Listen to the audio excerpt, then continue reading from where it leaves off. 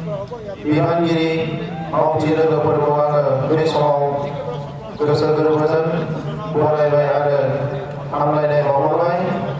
बे हाबाफारियाव बाहागो लानो हानाय मावसोम हान्जा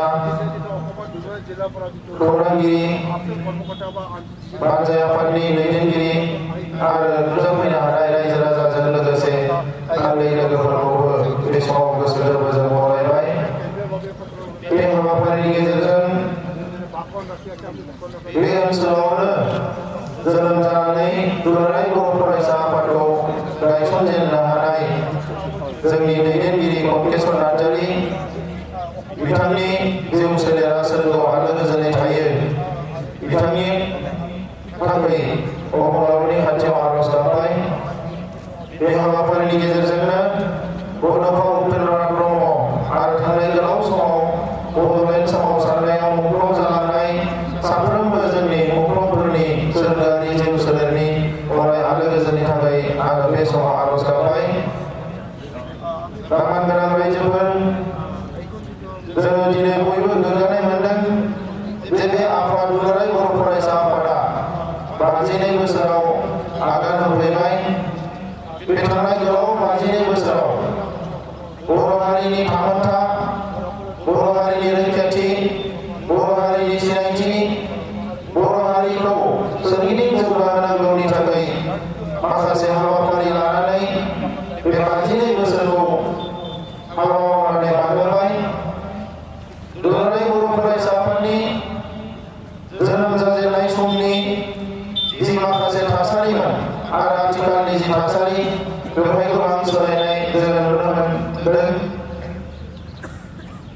जोंनि थासारिया सोरगिदिं सोलायदों, मुलुगा सोलायदों, मानसिफोरनि साननाय हनाया सोलायदों, नाथाय बर' हारिनि जि खाफाल बेयो दाबो सोलायाखै।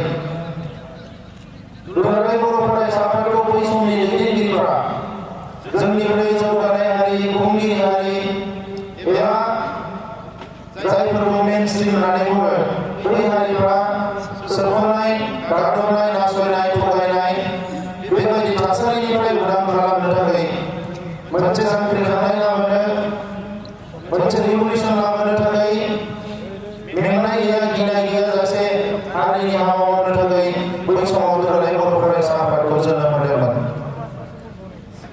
जोङो दुलाराय बर' फरायसा आफादनि जारिमिनखौ नायोबा नुनो मोनो, जोनोम जाजेननाय समाव जिफोर थासारिजों मोगा मोगि जानांदोंमोन, बे थासारिया दाबो जोंनि मोखां सिगाङाव दंबाय थायो। दा बेनिखायनो सोरगिदिं मुलुगा सोलायदोंब्लाबो, थासारिया सोलायदोंब्लाबो जोंनि हारिनि खाफाला सोलायाखै होननानै आं बुंदों। रामान गोनां रायजोफोर, सासे मानसिनि जिउआव, मोनसे फेमिलियाव, न'खराव, मोनसे समाजाव, मोनसे रायजोआव, मोनसे हादोराव गोबां रोखोमनि जुजिनां थासारिफोर फैयो। जुजिनां थासारिया उजिनायनिफ्राय जोबजासिम थायो।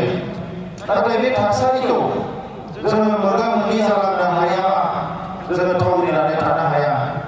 दा बेनिखायनो बे थासारिजों मोगा मोगि जानोनो थांनाय 52 बोसोराव दुलाराय बर' फरायसा हागौमानि सोलोंदों, नाजादों आरो गोब्राब हाबा मावनानै बे थासारिखौ सोलायनानै बर'खौ बुहुमाव मोनसे गेरेमसा हारि एबा गेदेमा हारि महरै दानो हाबा मावबोदों।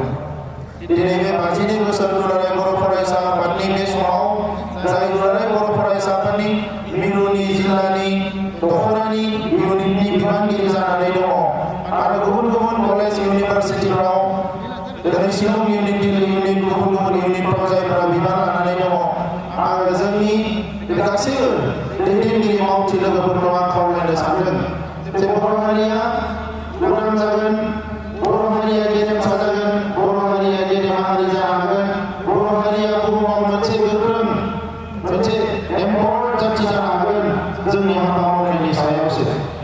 जोङो गोख्रों हाबा मावोब्ला, गोब्राब हाबा मावोब्ला हारिया जौगागोन आरो जों हाबा मावोब्ला हारिया जौगानाय नङा। दा बेनिखायनो आथिखाल थासारियाव बुहुमनि साननाय हनाया सोलायनाय लोगो लोगोनो गोदान गोदान नलेज, गोदान गोदान आइडियासफोर जेरैबायदि फैदों, बेजों जोङो गोरोबफानो हानांगोन। जोङो दिनैनि दिनाव, दिनैनि हाबाफारियाव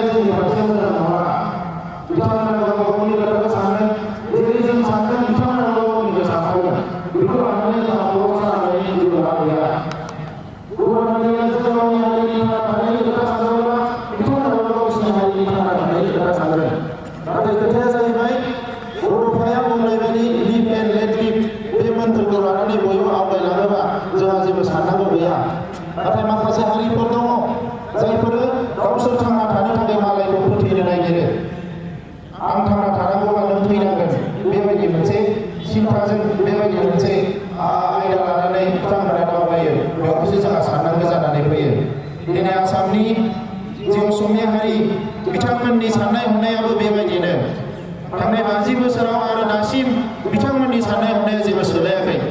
मैया जोङो नुनो मोन्दों आसाम सरकारा जि मोनसे केबनि सोमावसारनाय जादोंमोन, दिनै सिटिजेनशिप एमेन्डमेन्ट एक्ट जाफैबाय। बे एक्टखौ सोलायनायनि थाखाय जि मोनसे सोमावसारनाय फैदों, बे एक्टखौ बोखारनो थाखाय बेवहाय गावसिनि हारिनि मानसिफोरखौ गोजोन होनो थाखाय माखासे बिथांखि लादों। गुबुन गुबुन हारिफोरनो अट'नमास काउन्सिल होदों, डेभेलपमेन्ट काउन्सिल होदों, बेवहाय जोंहा बारा बुंनांगौ गैया। बै हारिफ्राबो जौगानायनि मोन्थाय दङ।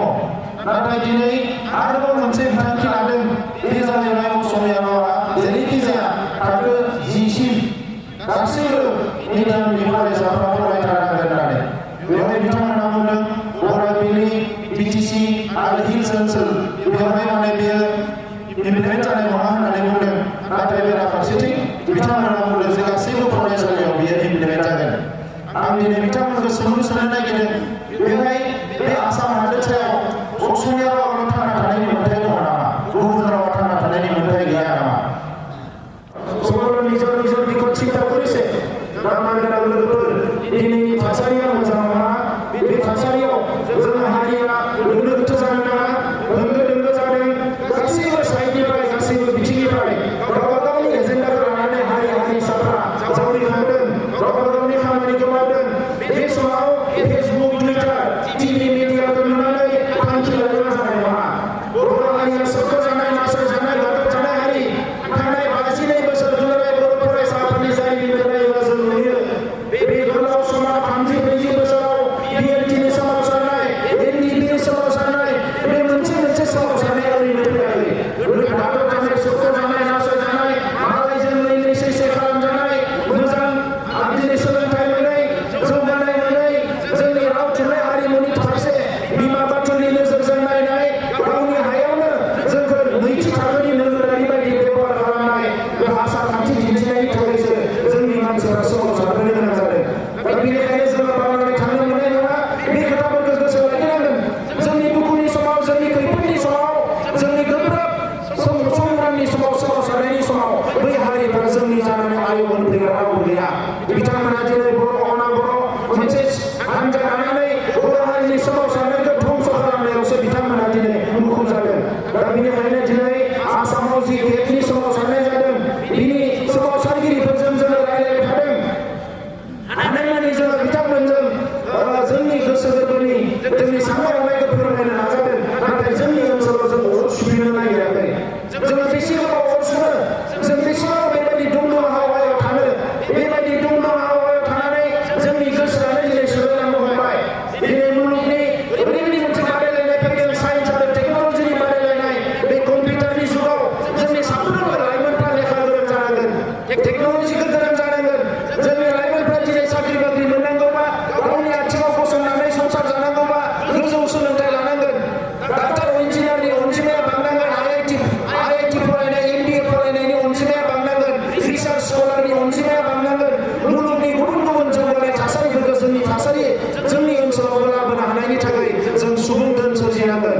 दा बेनिखायनो आं खावलायगोन जोंनि एबसुनि मावथि लोगोफोरखौ, दिनैबो जोङो बड'फा मिसननि गेजेरजों जौ जुवानि खोथा बुंनो गोनां जादों। उन्दै बैसोआव हाबा जानायनि बायदिसिना थासारिजों लानानै जुजिनो गोनां जादों। मानो गोनां मावथि लोगोफोर, जोङो नोजोरखौ गोख्रों खालाम।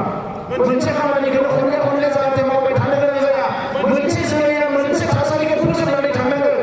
जोंनि जोलैनि उनाव जोलै फैदों, गोदान आथाल फैदों। नाथाय एखे थासारि बै बड'लेण्ड आन्दलन समाव सारजेननाय समावनो जौ जुवानि खोथा बुंदों, खोमसि फोथायनायनिफ्राय गोजानाव था होनदों, लेखा फरायनांगोन होननानै बुंदों। आरो दिनैनि आथाला, दिनैनि जोलैयाबो एखे खोथाखौनो बुंबाय थानांगौबा हारियाव सोलायनाया माला फैगोन? ओंखायनो दिनै जों समायखिरा लानांगोन। बड'फा उपेन्द्रनाथ ब्रह्मआ जोंनो मोनसे गिदिरथार खामानि होलांदों, बर' हारिखौ बुहुमाव गेरेमसा हारि दानो थाखाय, बर' हारिखौ गेदेमा हारि दानो थाखाय। बिनि थाखाय जों साबेसेया बेसेबां सम होदों, जों साबेसेया बेसेबां मेलेम बाहायदों, जों साबेसेया बेसेबां थाखा फैसा बाहायदों। दिनै बर'फोरनि गेजेरावबो रां रुफा गोनां मानसि फैबाय। रां रुफा गोनां मानसिफ्रा हारि जौगानायनि थाखाय रां रुफाखौ बाहायना बाहायाखै। जोंनि गेजेराव एफा एनै धोनि मानसि जाबाय। बे धोनि मानसिफ्रा हारि जौगानाय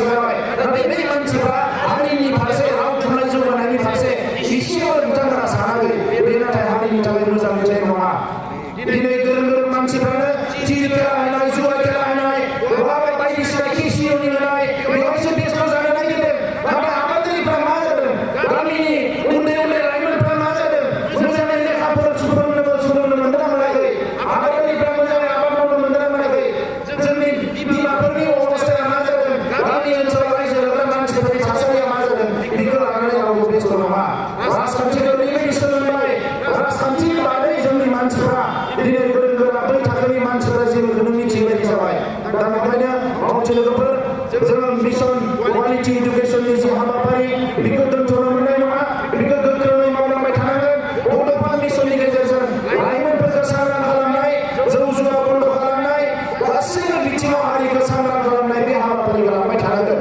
दा बेजों लोगोसे दिनैनि समाव बयबो मिथिनो लुबैदों बर'नि सोमावसारनाया मा लामाजों थांदों मानगोनां रायजोफोर बड'लेण्ड मोननांगौआ जोंनि मोन्थाय नाथाय बड'लेण्डखौ होनाया सरकारनिसो थांखि आरो सरकाराव जायफोर सुबुङा जिरायनानै दङ बे सुबुङा जोंनि बिदा फंबाय नङा बै मानसिफोरा जोंनि बिमा बिफा नङा बिथांमोना दिनै गावसोरनि उदैया बुङोबा गावसोरनि मोननांगौखौ मोनजोबबासो मालायनिखौ सानो दा बिनिखायनो जोङो थांनाय समफ्राव जोंनि सोमावसारगिरिफ्रा जोङो बयबो बे खोथाखौ बुजिबोनानै जोङो माखासे खामानिखौ एखे मावदों मोनसेया जाबाय सोमावसारनाय मोनसेया जाबाय सावरायनाय दा दिनैनि समावबो जोङो सोमावसारनायनि अनगायै जोंनि हारिया गोदोनिफ्रायनो जेबो मोनबाखै इयुनावबो जों माबा मोनसे मोनगोन जों बेखौ नुहुराखै बेखायनो दिनै सोरबा बुंनो थानो जे सरकारजों सावरायनाया जाबाय थादों आरो मानो सोमावसारामोन मानो जों जेबो मोनाखैमोन आरो दिनैसिम जाय सरकार आसामाव दङ दिल्लीयाव दङ जों फोथायनो हानाय जोंनि सरकार नङा बिथांमोना जोंनि बिदा फंबाय नङा दा बेनिखायनो सोमावसारनायाव थांबाय थागोन सावरायनायाव थांबाय थागोन सरकारनि मानसिफ्रा जोंखौ माबा माबि बुंनानै दिनै गोसोखौ एखनबा बुंनो नागिरो माबा माबि थफ्ला जासियो बिथांमोना ओरै लादो नाथाय जोङो दुलाराय बर' फरायसा आफादा जों अराय सम जों मोनसे गोख्रों मोनसे नोजोर होदों बे जाबाय जि गोरोबथाखौ खालामनानै बर' हारिया अखानायैनो राजा लामायाव फैफिननो गोनां जायो बेबायदि गोरोबथाखौ जों खालामनायाव गैया जि गोरोबथाखौ खालामनानै खावसेया मोनजागोन खावसेया मोनजाया जि गोरोबथाखौ खालामनानै खावसेया मोखां सायाव जागोन बेबायदि गोरोबथाखौ जों खालामनायाव गैया दा नंखायनो सरकारनि मानसिफोरखौ बुंदों जोङो जे बड'लेण्डनि जेंनाया पार्मानेन्टलि जोबनांगोन बेजों लोगोसे बड'लेण्डनि बाहेरायाव थानाय जायफोर बर' फिसाफोर संसार जानानै दङ गुबुन हारिफोरनि नागिरनाय सोबख'नाय थगायनाय बायदिसिना थासारियाव बै बर' फिसाफोराबो राजखान्थि मोनथायखौ मोननांगोन आरो बेजों लोगोसे कार्बि आंलंनि जि हिल्स